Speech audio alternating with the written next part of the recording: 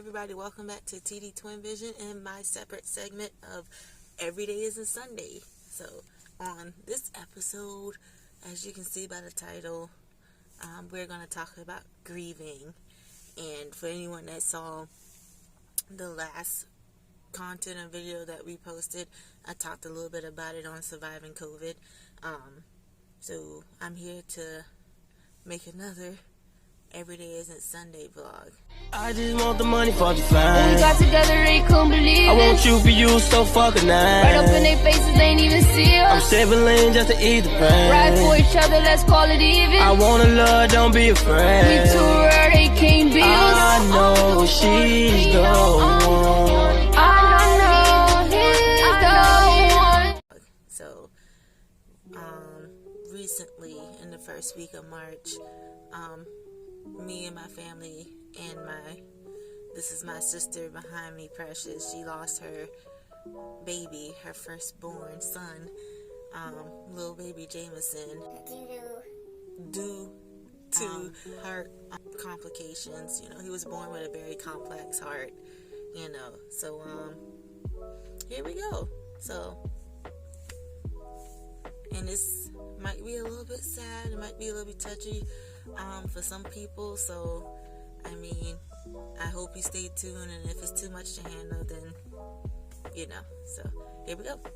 So this is episode 3 of Every Day Isn't Sunday, and we're gonna talk about grieving.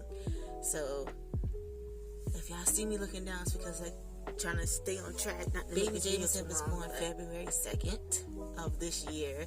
He was born around, Precious had a feeling that he would have been here by 10 o'clock in the morning, but he actually got here around, correct me in the comments, like 9:45 or 9:55, you know. And he was 4 pounds, Precious. I don't remember the ounces. I'm sorry, I'm a bad auntie. So, but she knew from 5 months that as soon as he was born that, you know, that they had to do open heart surgery due to them seeing one of her ultrasounds that he has a hole in his heart. But when he was born, it was able to see more of his heart than in the ultrasound, and it was more complex than it realized. So he had to wait a week prior to having his heart surgery, and he held out on his own really well. His heart was doing his own detour way that it knew how to do. My sister kept me informed every step of the way, and she was prepped from 5 months on to delivery day of what to expect, what was going on, what doctor was in charge, and she even like have her own staff and everything. So I mean, she was worried at first, but then a little bit more at ease as the day drew near for her delivery day. She became a little bit more at ease about what to expect and what's gonna go. I'm sorry, I keep saying and I keep looking down. I'm just trying not to ramble off here. So yeah, so I kept my sister and my nephew in prayer every step of the way. You know, I just kept them before God during the 9 months of pregnancy, and then the day of delivery, and then the surgeries and the procedures that took after. It's like I just constantly kept them forth in prayer and just kept them lifted the whole journey through. You know, like I said, my sister kept me updated with everything for the most part. You know, she let me know when he was in surgery. She let me know, you know, how he was doing, if things were going well. You know, usually I know when things are going well because the only time I know things were going bad or left is when she started asking, "Are you still praying, sis? Are you still praying?" And I'm like, "Yeah, Precious, I never stopped praying." So that's the only time I knew something bad was going on, is when she kept asking me, "Are you still praying?" Like, me not praying for one day or another day is gonna affect his progress or the process of, you know, if it's of everything. And that's not how that works, by the way. But I was praying every step of the way, every step of the way. February 26th, I was told the news that my nephew wasn't pulling through. You know, the last time she updated me about him. It was about maybe about a week and some days prior before I got the news about this. And they was taking him off the heart and lung machine. Now, the first time they did surgery on him, he didn't need the heart and lung machine. He was, operating on his own, recovering on his own. His chest was still, open just in case they had to go back in, and do something. They didn't want to keep, cutting up, on his chest or whatever and reopening. And, it's just so much a newborn baby can take. So they left his chest open. So as far as I knew, he was still doing all right. I don't know exactly when they put him on a heart and lung machine, but I know they put him on there, I want to say by like the second to third procedure where they removed the stunt. They repositioned the stunt. Because before when he was monitoring him through the night, it kept going up and down, up and down. So that, I want to say that's when they put him on the heart and lung machine, is when they had to reposition the stunt. Okay, and then once they repositioned the stunt, I know there was something about taking a band off. I'm not going to go too much into the topic as to what my nephew went through surgery-wise, because my sister wants to go more in detail about that whole process and journey, but I'm just going by what was told to me. My sister knew all week, that day was coming. I want to say it was February 26th. Yeah. I want to say it's February 26th. Oh my gosh, it's so late. It's so late, y'all. But I gotta get y'all this content out because I made a promise to drop it on Sunday, so I'm just up late trying to get this on. Anyway. February 26th is when I got the news that they were pulling him off the heart and lung machine. And like I said, the last surgery, when they repositioned his stent and then replacing the band, and like I said, they never closed up his chest because he was doing so good at first, and then all these other complications, and they had to go in and try to fix it and stuff like that. I was shocked when I got the news. My dad was the one that told me, since I kept him in the loop about what was going on with Precious and my nephew and stuff like that. He was just returning a favor and was keeping me in the loop, and he told me, it was a Friday, he told me what was going on, and I was shocked. When I got the phone with him, I just cried. I felt like,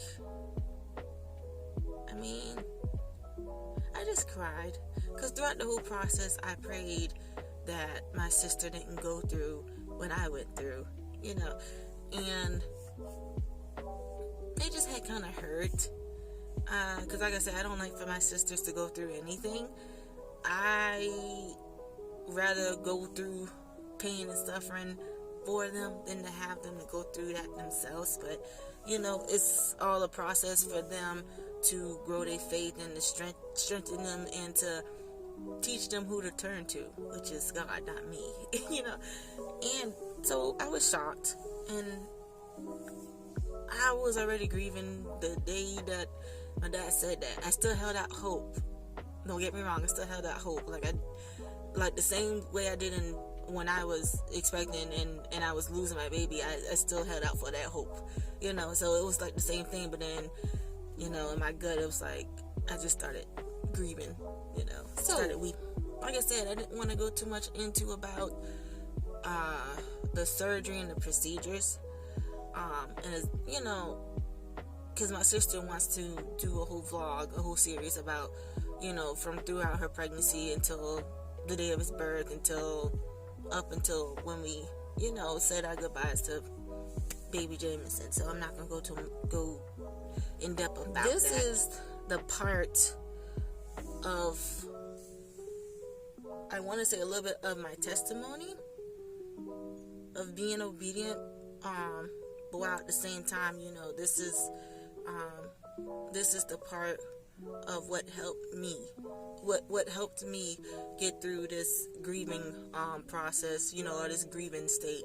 So that Saturday morning, or that Saturday, when it's the big day where they take them off the machine and, see which way it goes. And so that Saturday morning, I left for my brother's house that Friday night.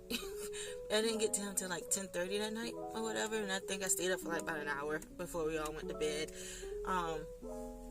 That Saturday morning, I was going to try to stay asleep till at least 9:30, because I knew that day was just going to be an emotional day.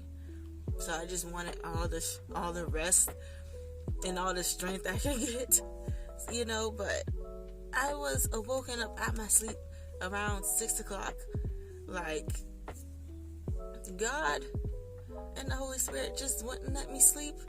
Like, You ever been asleep, but your mind is awake, so eventually you just wake up because it's like, well, dang, I'm out of deep REM sleep, I might as well just get up now, So that's what was happening to me. I was wrestling with trying to really sleep from 6, and then about 6:30, I was like, you know what, I'm going to get up, Lord, because I can't go to sleep.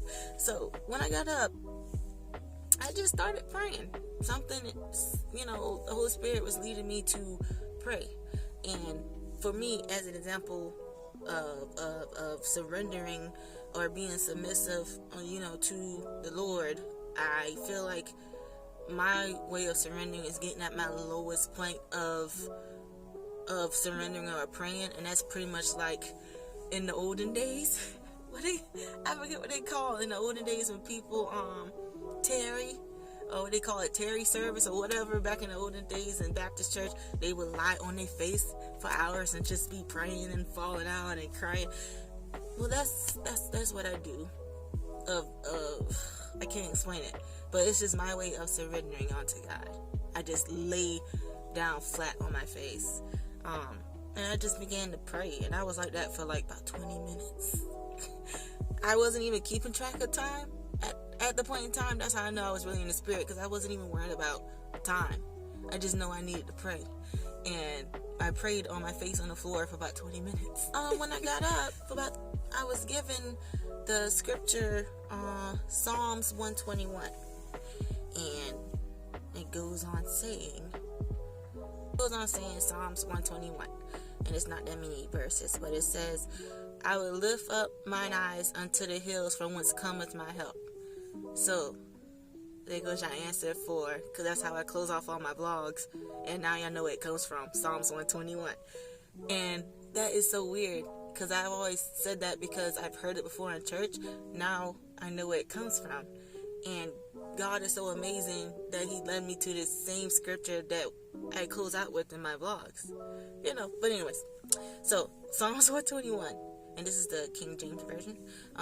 I will lift mine eyes unto the hills from whence cometh my help. My help cometh from the Lord, which made heaven and earth. He will not suffer thy foot to be moved. He that keepeth thee will not slumber. Behold, that keepeth Israel shall neither slumber nor sleep. Nor slumber. The Lord is thy keeper. The Lord is thy shade upon thy right hand. The sun shall not smite thee by day, nor the moon by night. The Lord all preserve thee from all evil, and shall preserve thy soul. The Lord shall preserve thy going out and thy coming in from this time forth and even forevermore. So I just meditate on that all morning, and along with that, Lord, I was given a song. I don't think I'm allowed to play it on here because I don't want to get copyrighted. But along with that, I was given a song, and it's a song called The Lifter of My Head. Some people might have already seen it, but it's like a little snippet of it on Facebook. The part where Tamla Mann was singing her little spin-off of the song, but it's such a beautiful song. But it's called You're the Lifter by Ricky Dillard. I can't really sing it because I don't want to get copyrighted but I will leave a link down in the description box below if you're interested in listening to the song. But I'm not going to sing it, but it goes just like that.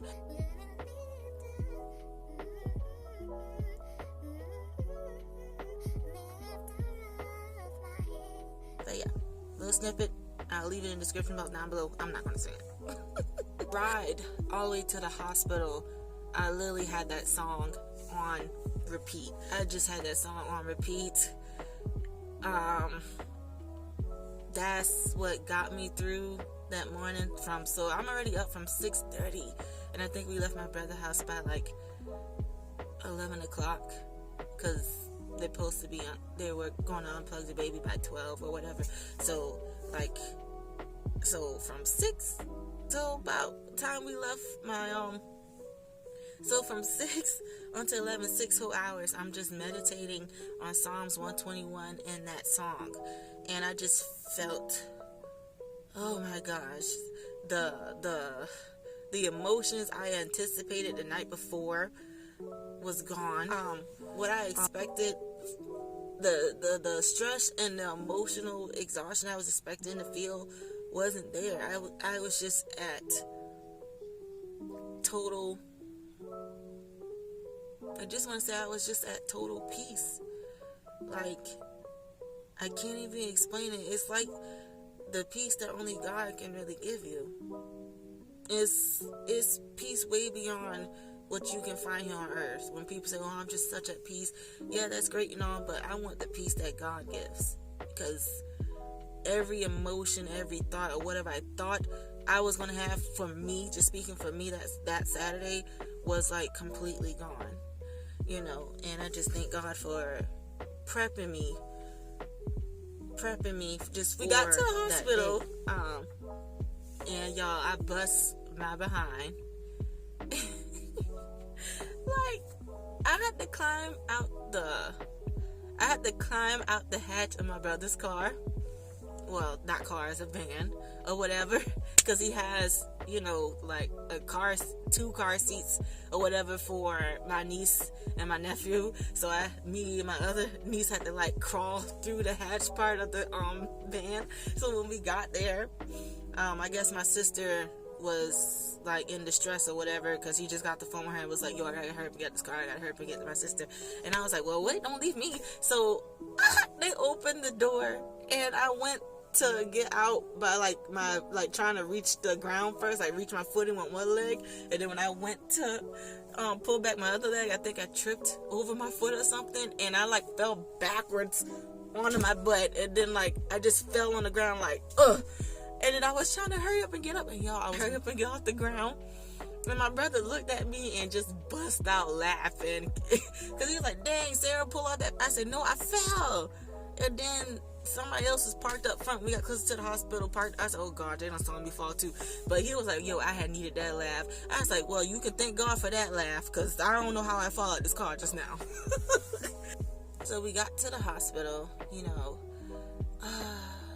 I cannot explain, you know, the atmosphere of the room. It was just really sad. My mom was there.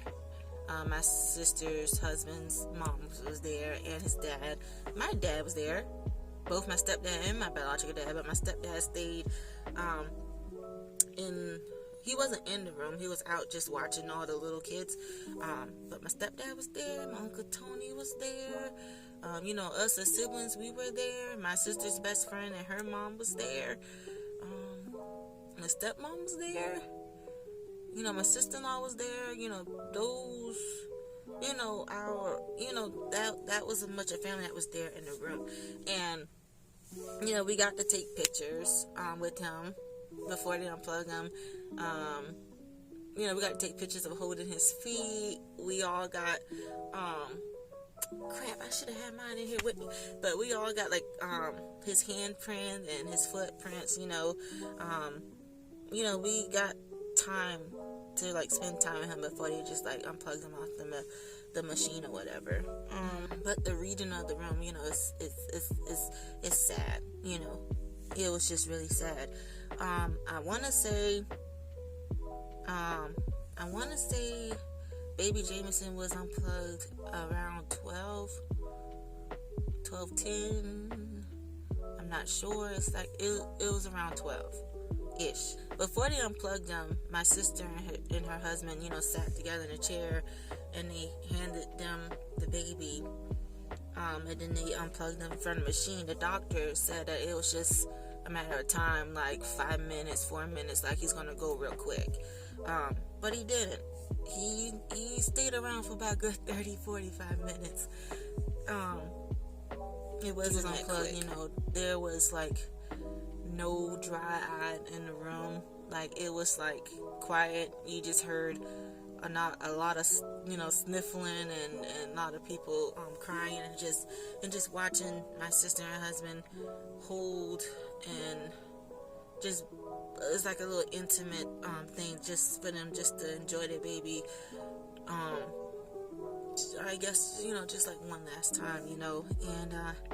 And my mom was just sitting there across my sister, like trying to tell her, like, talk to your baby, he still can hear you. But she was like, I can't talk to him because if I talk, I'm gonna start crying, you know. And this whole Baby Jamison one last time, you know, it was sad. It was very sad. I could only imagine what they were going through in that moment of time. Just physically holding your baby, that you got to enjoy for 27 days, you know, which is a blessing. That God allowed that to happen, you know. And but yeah, he lasted for about 30 minutes. But like, goodness, it was a point in time where I felt the urge to go up to my sister.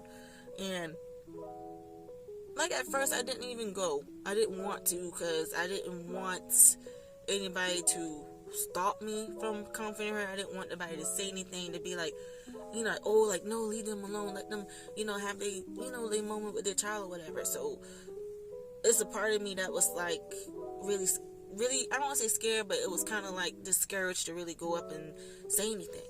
And then my whole experience, It was like, Takaria, if you don't go to your sister right now, like, if you don't go to your sister right now in this moment, you're gonna feel twice as worse than your hesitance of what you're feeling right now. so I took heed to that, because there's been plenty of times in my life where I should have did that. Oh, I wish I could go back and do this different, you know. And I didn't want this moment to be one of those moments. Like, that would kill me, you know. That would, excuse me, that would like just kill me. So I went up to her, and I really don't remember all that was said.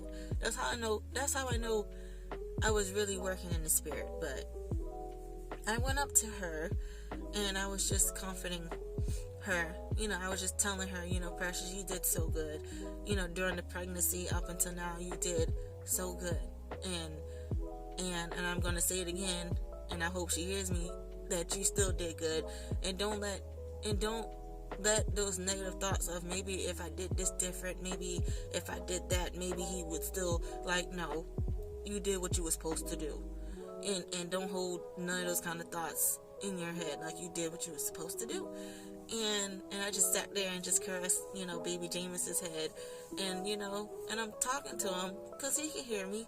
And I told him the same thing, like, you did good too, Jamison. Like, you were strong a whole week prior, before surgery, and you being strong even now.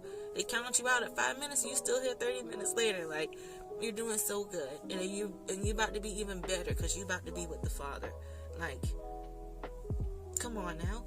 And, you know, and my dad, my biological dad, came up and comforted her, and, you know, just been there for her and James at the same time. And the one thing that he said that I had liked, that he said that, you know, we loved him, but God loved him more, you know.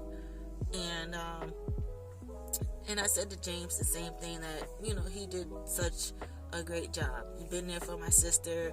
You came when she needed you. You know, you've been there for your son. Like, do not hold those negative thoughts of, if we could have done this, or if we would have done this, it would have turned out. No, you did what you were supposed to do, you know. And I can't remember all that was said, but no little after we said all of those comforting words and just been there for her, like, literally, Jamison. And I remember this as, I find this as the most beautiful, more like the light in the darkness of us being sad, is when he opened up his eyes and looked up at them and smiled one last time, and then closed them, and then literally the doctor announced that, his heart had stopped. To me, that was such, to me, I felt like that was a beautiful moment, because at that point in time, I do remember telling her to, whatever she was feeling, to release it. If that's crying and that's screaming, don't worry about, don't worry about people that's around looking at you, or that's just sad for you. I said, whatever you're feeling, let it go. And she cried, and, she let it go. And I was sitting there, me and her husband were sitting there hugging and comforting her. And as soon as she started weeping and letting go of those emotions, that's when he looked up and smiled one last time. And that's when, I guess he felt like it was okay. Like, Mom and Dad, you're okay. Because I remember my dad did say that Jamison, when you're ready to go, it's okay. Your parents are surrounded by people, that love them very much. So don't worry about, he just basically, we was telling him that it's okay. When you're ready to go, you go. And your parents will be fine. And that's when he gave him one more look and a smile, and then he just went to be with God. So after he passed, the grandparents and the siblings had a chance to, just hold him one last time. It got to my turn to hold him. I held him. I caressed his face. I caressed his hair. He has so much hair, just like my sister Precious did when she was a baby. She has so much hair. And he looked just like her too. Like, no top lip or nothing. He looked so much like her, as you guys can see in the slideshow here that I've made in memory of Prince Jamison Eric Thurman. But I sat there and I held him, and I was like, y'all mind if I pray? I said, because y'all know me, I'm a pray. So, and I prayed for his homegoing, and I prayed for him and everything. I don't remember exactly what was said. That's why I said that's how I know I was in this, I was operating in the spirit in the way that God showed me to move. So I don't really recall what I said in the prayer.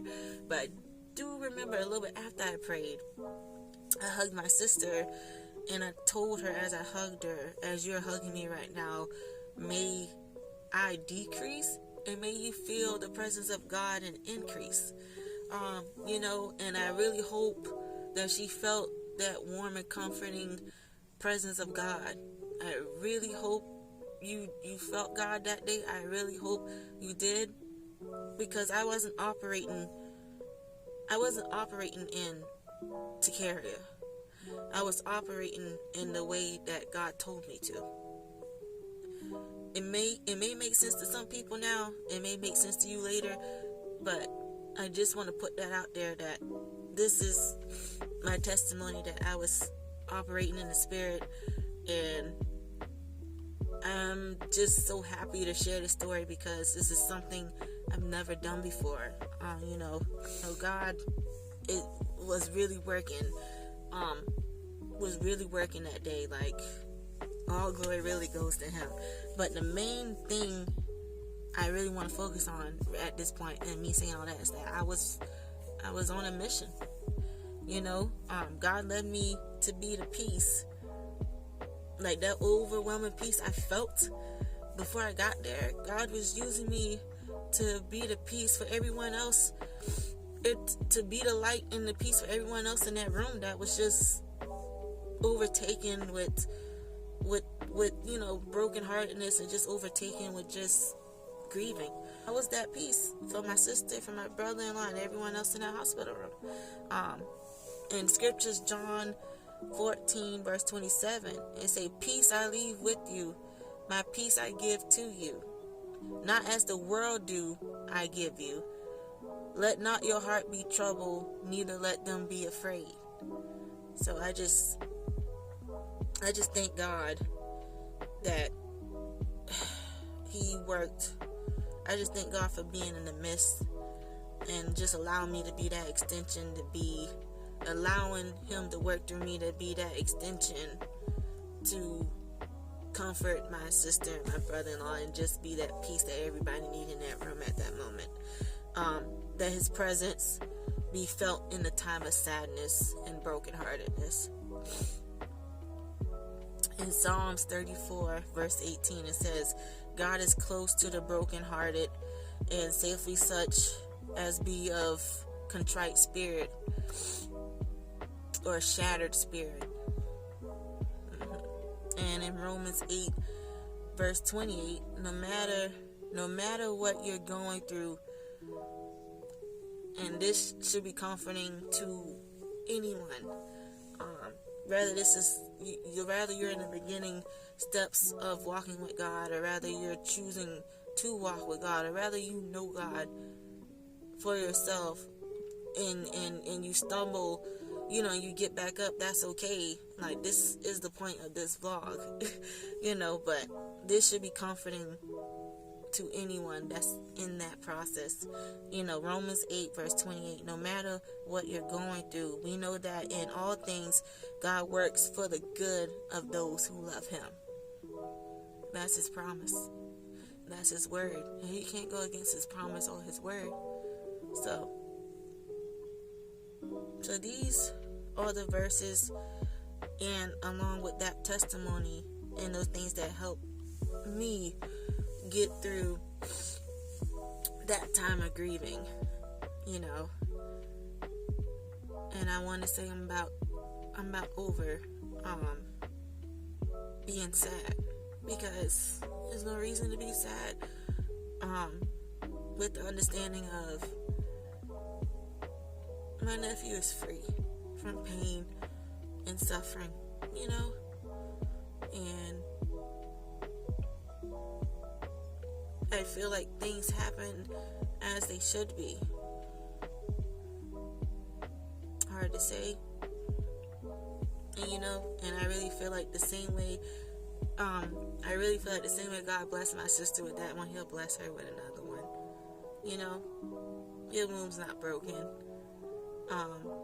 Jamison was here on a mission, and his mission was complete.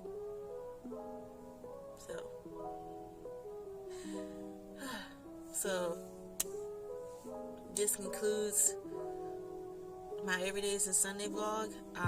It's a little bit more emotional this time around. I hope I wasn't scattering all over the place. I hope you really get what I was saying here. Like I said, just comment down below and just let me know.